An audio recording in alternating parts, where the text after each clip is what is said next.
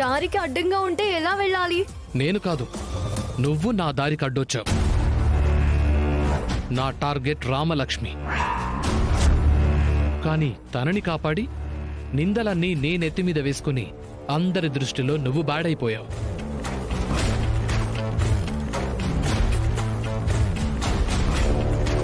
నేను బ్రతికున్నంత కాలం రామలక్ష్మి మీద, మా ఇంటి మీద ఈగ కూడా వాలనివ్వను. తన మీద నీకు వెలకట్టలేని ప్రేముంది, ఓకే. కానీ నాకున్న పగేమవ్వాలి? నాకు జరిగిన నష్టాన్ని ఎవరు పూడుస్తారు? నీకు నష్టాన్ని కాదు, నువ్వు చేసిన దానికి నిన్నెవరూ చంపి పూర్తి చేయలేదు, సంతోషపడు. నన్ను టచ్ చేసే మగాడు కూడా ఉన్నాడా? నువ్వు రామలక్ష్మి మీద చింత దారుణానికి ఒడిగట్టావని మా పెదనానికి తెలిస్తే రెండో క్షణం నువ్వు ప్రాణాలతో ఉండవు. నాకు కావలసింది కూడా అదే. వెళ్ళి చెప్పు, ఇప్పటి వరకు నువ్వు మాత్రమే సీన్లో ఉన్నాననుకుంటున్నావు.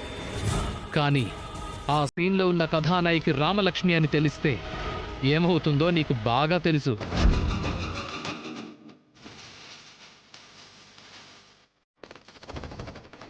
తెలియనివ్వను.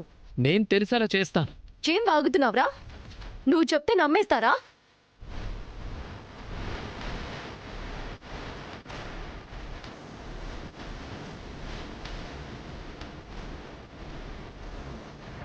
ఇంత జరిగినా కూడా నిజాన్ని ఎందుకు దాస్తున్నావు?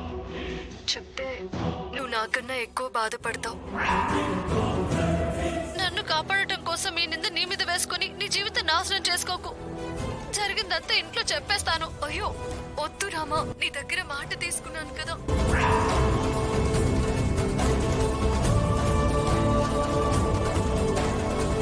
ఈ వీడియో చూపిస్తే నమ్మకుండా ఉంటారా? చెప్పు. కట్టుకున్న భర్త కూడా రామలక్ష్మిని మెడపట్టి బయటికి గెంటేస్తాడు. రఘురాం నన్ను చంపేసేలోపు నేను రామలక్ష్మికి జీవితమే లేకుండా చేస్తాను. తప్పు చేస్తున్నావు ప్రభాస్. చెప్పు, వీడియో పంపించమంటావా?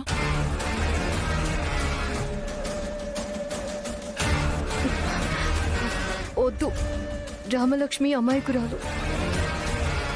తన జీవితం నాశనం కాకూడదు.